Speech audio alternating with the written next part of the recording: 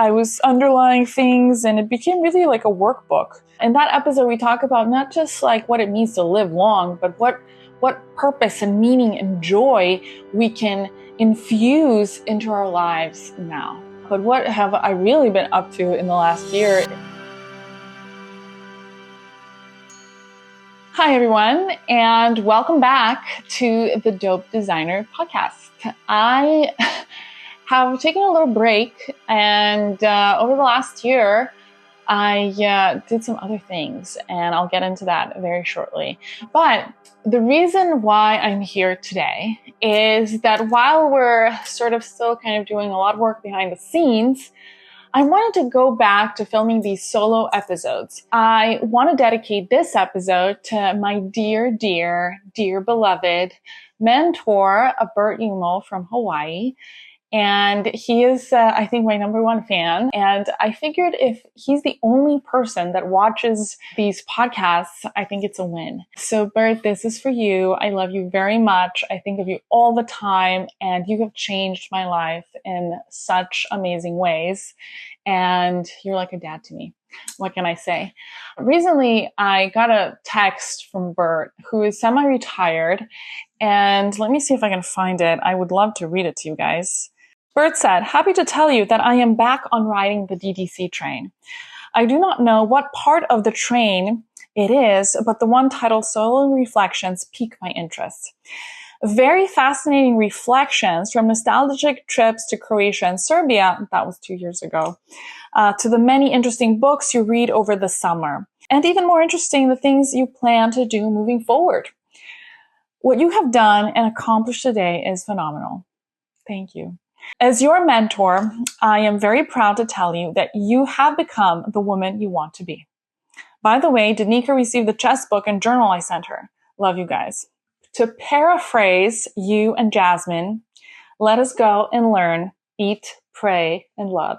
I have a little tear coming down. I love you, Bert. This was so awesome, and all of this is dedicated to you today. To do a little recap. So I've been absent from the podcast because we've been filming slightly different formats. So we've kind of like veered more into the educational content, and we're still using the podcast as a wonderful way to educate. And I would love you to check out my episode with Curtis on longevity. I think it's a great episode because I think it's a mixture of conversation, but also some really deep, significant content in his realm, which is longevity. In that episode, we talk about not just like what it means to live long, but what purpose and meaning and joy we can infuse into our lives now. Over the last year, I had some amazing experiences around my content creation for LinkedIn Learning, and we've published a number of new courses on LinkedIn Learning last year. Some of them have done tremendously well, like soft skills and writing. And some of these topics, even though they seem like they're something that goes without saying, I really leaned into it. My course on soft skills is something that, I created a whole collection of courses around. And so I would love you to check those out on LinkedIn Learning. But what have I really been up to in the last year is we had this goal of filming 50 different courses in architecture and design and how to communicate, collaborate, how to improve your teams, how to get joy out of your work. We filmed close to 50 courses. I believe it is 50. And we've packaged them up and then also launched a platform which is called Nova by Vero, and I invite you to check that out as well. So what I realized, instead of just making courses or educational content or podcasts, I wanted to create a learning ecosystem. We've expanded our offerings to not just architecture and design and soft skills, but also entrepreneurship, leadership, wellness, and personal development. So those are some of the topics that we cover there. And, we've also been working on a few partnerships with some other thought leaders and instructors. Some of them include Brian Bacon of Oxford Leadership Group and some others, where we're really looking to lean on real world leaders and experts and CEOs and bring that knowledge, the knowledge that is really buried in enterprise, to you. That's what's really unique about this platform. And we also want the platform to be not just something that you go and consume content, but something that will transform the way you contribute to the world. That's a little bit about Nova, and I will be updating you on that regularly. Other than that, I want to say that professionally, there have been some developments in my world. We're continuing to work with our long-term clients and partners in the clinical space. We're also doing some hospitality, some exciting hospitality design work. I've actually come back from Chicago last week, where we're starting an amazing residential project, which is going to be a very bespoke, special venture, I'd say. I'm one of those people that thrive when there's a lot of things going on, and when I just do like one thing, I tend to get bored and probably a little unproductive. So I like having a diversity of projects in my life, and not just like in architecture, but in all of these different fields. I mean, some of you know that I'm sort of involved with logistics as well. But one of the things that I think is amazing about our profession, architecture and design, and the world in general, is that we are not limited to just one thing, to being one type of professional. We have so much opportunity and breadth in each of our professions. And so in architecture, one of the things that we do is we also procure furniture, fixtures, equipment, but we're leaning into that aspect of our profession a little bit more. We're also designing our own line of accessories and products that revolve around the hospitality space. But, for, those who are maybe stuck in their careers, or those who are exploring new careers, I think architecture is such a wonderful, wonderful space, because not only can you design things or lean into the technical aspect or construction or logistics, there is also the procurement aspect of it, which is something that I'm discovering lately. One of our clients is a clinic that focuses on children and mental health. And so a lot of times clinical environments and hospitals tend to be very sterile and cold and institutional. And so as part of our design, we went further, and we also selected a number of items, furniture, even accessories, that really make this place a place for kids. When kids get into this clinic, they know that this is a place for them. And that can be done through small objects, gestures, colors, even textures.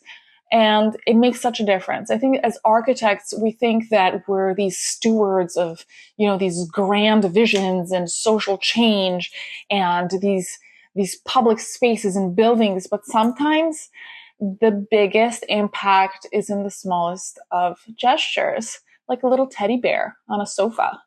In the waiting room. So that's something that I've been discovering and really have been marveling. And I think that's colored some of the purpose and the work that I do. Moving along, I want to talk about a few books that, Bert mentioned. I like to review books that I read. And one of my New Year's resolutions is always, I want to read more. I tend to also read a few books at a time. Which is not the best, because I would really like to, devote time to a specific subject or a book. But I feel like with the way I function, it doesn't really happen that way. So most recently, one second, I've been reading some things. I've been reading Roosevelt's biography. So this one is written by Bert Bayer. I hope I'm pronouncing that right. This is a #1 New York Times best-selling author. He's written a few other biographies of notable presidents. Why is this so important to me? The book came to me unexpectedly. I didn't seek it out, but I got interested. I love reading biographies, actually, of leaders. I think there's so much we can learn from their lives and how they handle themselves and what kind of example they set for us. This particular president, that is one of my favorites. I like Ronald Reagan also. I feel that for somebody that was, in essence, born to privilege, a lot of times, people in that position, just kind of like lay back and enjoy, right? And live very kind of shallow, mediocre lives. But Roosevelt was very different. I also love his connection and admiration for nature. He spent some time in the American wilderness, and I think that really has affected him. But in general, I do think that this particular person had all of the right qualities. I think he was brave. I think he was visionary in the way he positioned himself in his own party, but even beyond that, in his family. He was a huge family man. And all of these, are values that I appreciate and admire and try to instill in my own life. I love nature. I like this idea of the type of freedom that, this man has introduced to us, this kind of particular brand of freedom, and the American brand of freedom at that. I think that in no other country in the world we have the kinds of opportunities that we have here. I come from Serbia, but I've made my life here. If you're a patriot, or if you appreciate your life in America, you should read this book. There is huge sacrifices that people have made in contemplating and fighting for this kind of place. So I really like that. Also, I grew up in Serbia. I grew up on a street called Roosevelt Street. So it's a full circle. Then I want to mention this book, The Lion Woman of Tehran. It's another New York Times bestseller. I guess every book nowadays is a New York Times bestseller. But this one is by Marjan Kamali. She's an Iranian author. I belong to a book club with a lot of wonderful women. And every time you host one of these book clubs, which are really parties in disguise, you pick the book. So my friend Pamela, whom I adore, and it's her birthday today, picked this book, and I loved it. It talks about a lot of the things like from her culture and her heritage, and it was lovely to learn more about that. And I think this book is not just about women, but about friendship between women. So that's lovely. Leadership is an art. So I typically read nonfiction, and I love these kinds of books.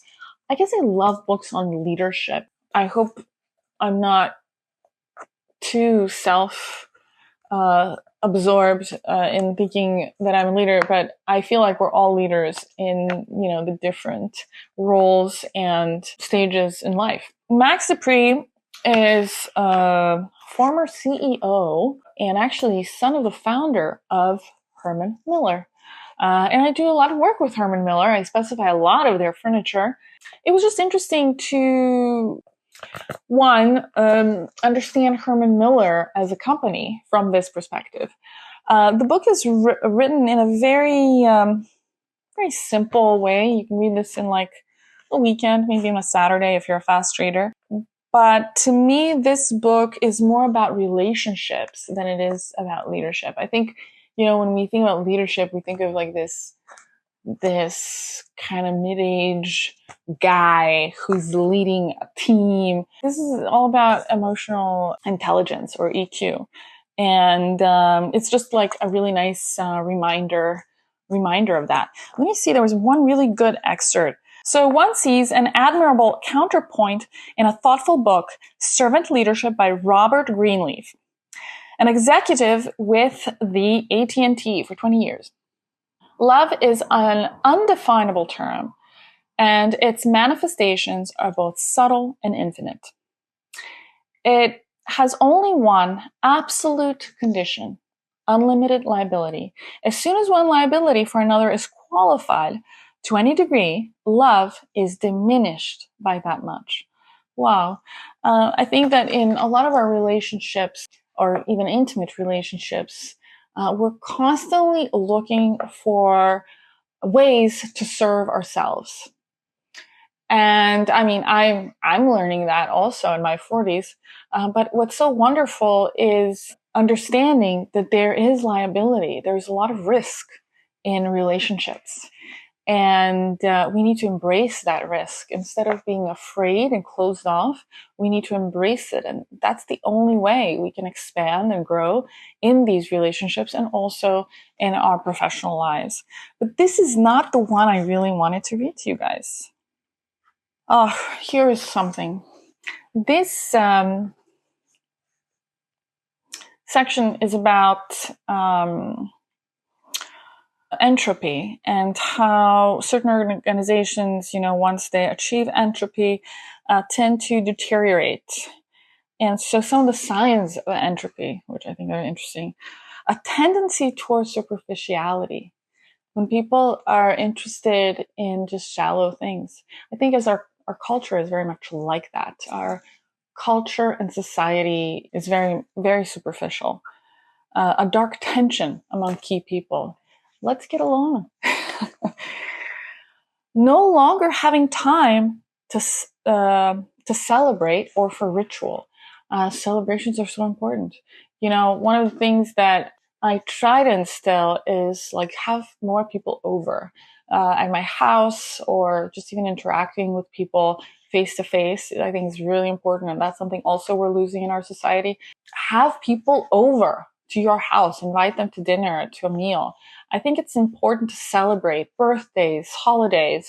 If you are Jewish or you're Muslim or you're Christian, I celebrate all the holidays. I love all of them. I come from an Orthodox religion, and so the calendars are different, and sometimes Easter falls on the same date. Others it doesn't matter. We also don't have plastic eggs or bunnies in our culture, but it makes the children happy. Everybody's happy. It's a way to get together, celebrate one another. And so I think those are all good things.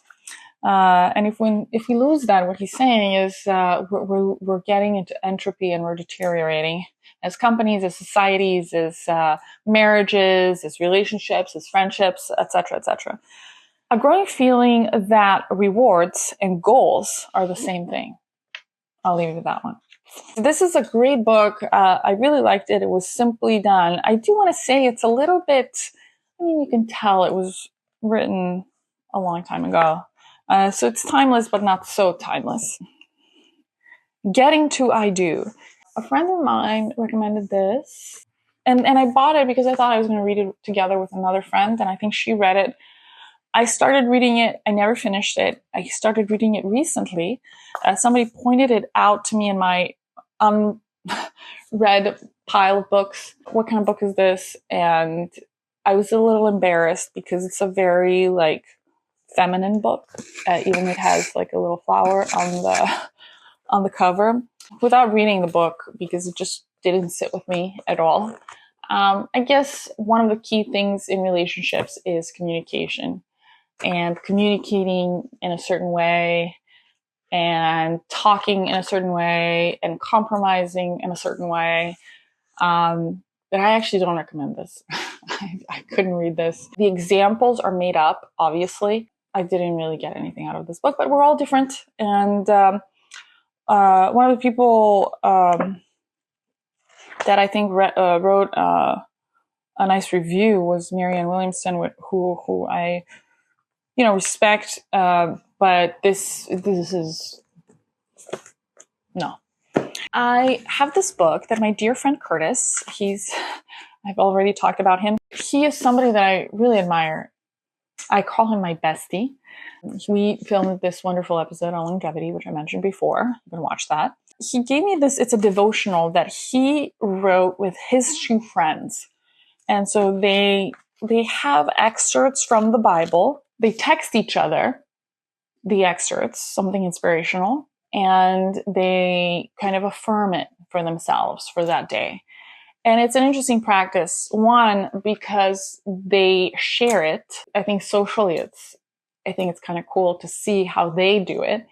And so with each day, you can, there's a little section where you can fill out what your thoughts are on that, and how are you affirming those values and qualities for yourself. And I took this book with me to Chicago one time. And in the beginning, I was kind of a little hesitant to put any words. But then as I read it, I was underlining things, and it became really like a workbook. Curtis is a very wise man, and his friends are as well. But it really made me think on, what do I want to embody? It made me think of the different words that helps me really kind of even expand my own thinking in what I want it to be for that day or in general. And so it's also written with dates, so you can do it every day. But I tend to do this in sections, and I've filled out quite a lot. I mean, some of this is like really personal,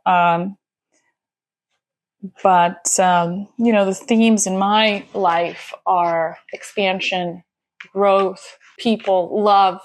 And so those are the kinds of words that I'm using. And so this has been such a great, interesting, wonderful exercise that I've been doing on and off. Then a lot of issues in any relationships has to do with communication, how we communicate with one another. And so I bought this book that I haven't read, but I'm going to report on in the future.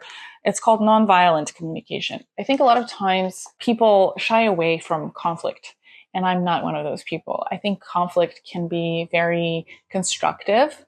I think in conflict, we learn about what's important to other people. We learn about what's important to us. We learn some not so healthy habits that we have. So I think that this is going to be a good one. There's some sound interference. But with that, let them blow the leaves. I do want to say that I'm very happy to be back and talking about all these things that are happening in my life and my thought process, to update you on some of these projects that we've been working on in the background. So with that, I leave you and let the leaves blow. Until next time, thanks, bye.